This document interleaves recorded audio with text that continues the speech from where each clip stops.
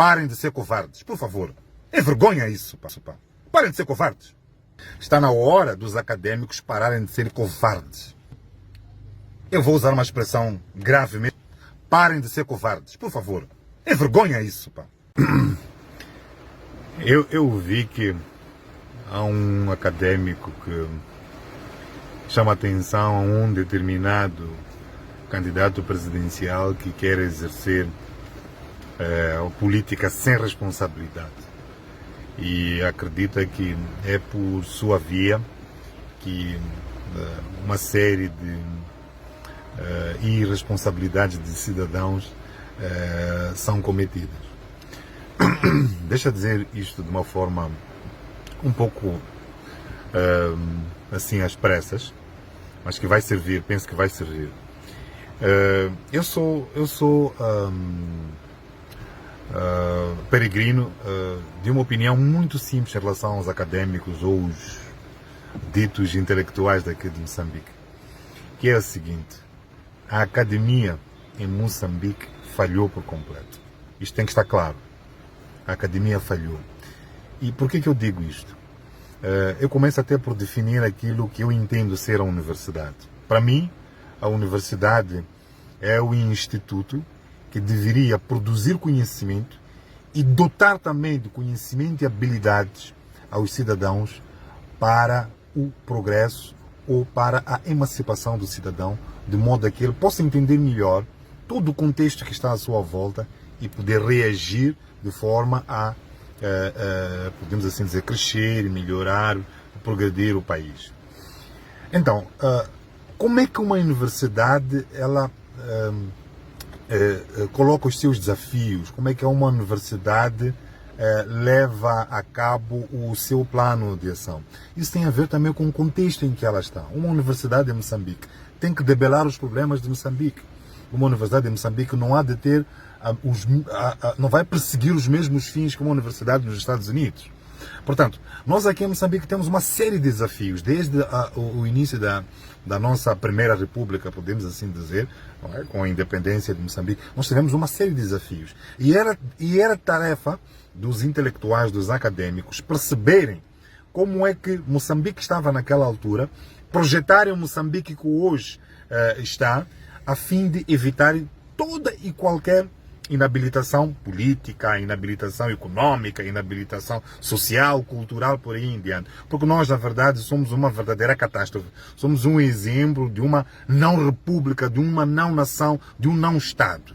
Então, cabia aos intelectuais, os académicos de então, produzirem conhecimento, orientarem a universidade para que ela produzisse conhecimento, para que o nosso país não estivesse mergulhado no descalabro que hoje ela se apresenta. E não é isso que os académicos fazem.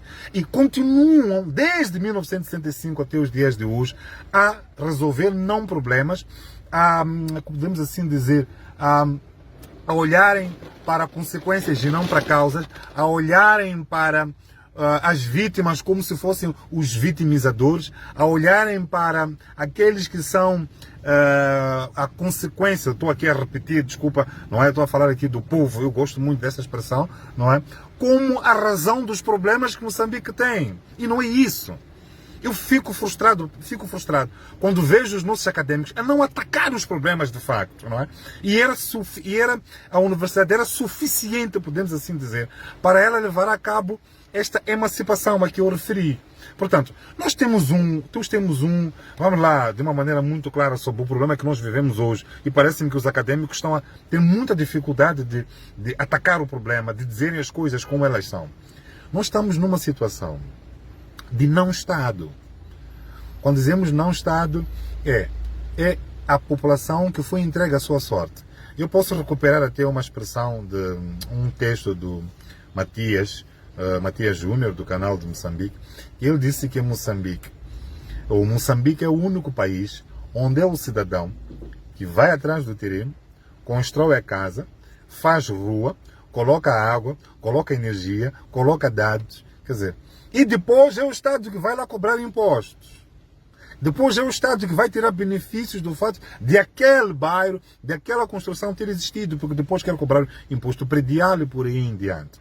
Isto aqui é uma verdadeira inversão daquilo que é o funcionamento do contrato social. Não é assim que o Estado tem. Eu vou buscar um outro exemplo de questões que nós vivemos todos os dias. Nós estamos há cerca de 12 anos, ou um pouco mais, em que nós temos raptos e não temos um único mandante. Não temos uma única investigação que começou do princípio ao fim.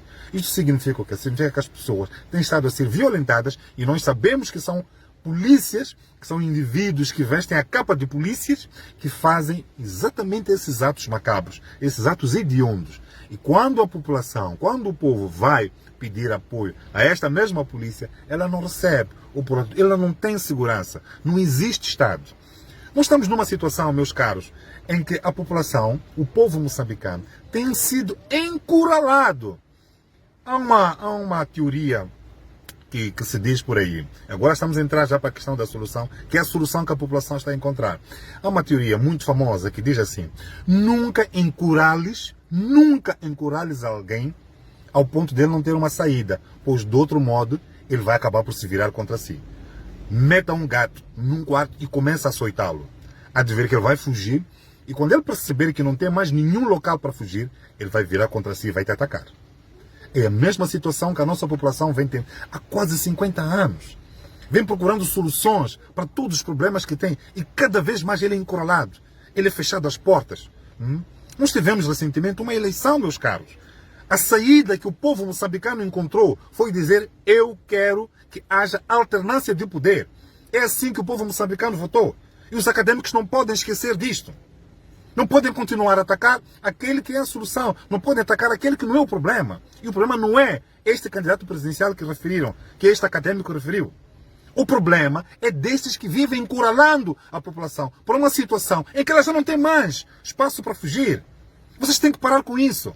Parem de ver problemas onde não há. Ataquem o problema. Qual é o problema de dizerem que o problema deste Moçambique é a Frelimo?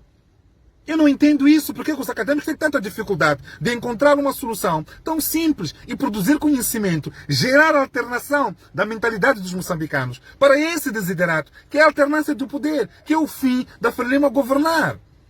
O Chapo já veio há pouco tempo a entregar o seu programa dos 100 dias. Qualquer pessoa de inteligência mediana consegue perceber que aquele plano de 100 dias, na verdade, são resquícios de programas ou de planos de planos de governação do anterior executivo.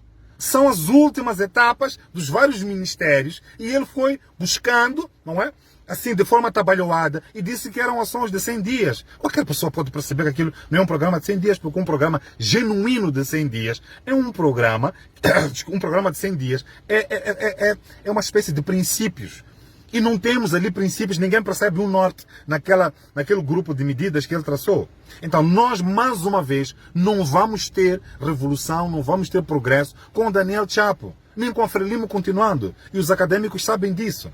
Então este povo já foi encurralado até o máximo. E a forma como ele encontra para reagir, para contornar essa dor, essa opressão, não é destas várias formas.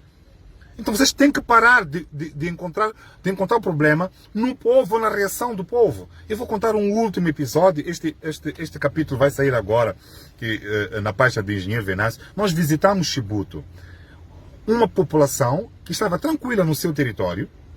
Houve uma ideia de colocar lá uma empresa que faz exploração de areias pesadas. Tiraram as pessoas, tiraram casas, tiraram terrenos. Tiraram as árvores que davam-lhes fruto, davam dinheiro em lenha, conseguiam fazer bebidas e por aí em diante. Tiraram as campas. Portanto, tiraram todo o equilíbrio. E prometeram que iam dar casas, iam dar terrenos, iam dar indemnizações por aí em diante. E levaram o dinheiro, vamos supor assim, uma família que tinha sido prometida cerca de 4 milhões de meticais. Deram 200 mil meticais.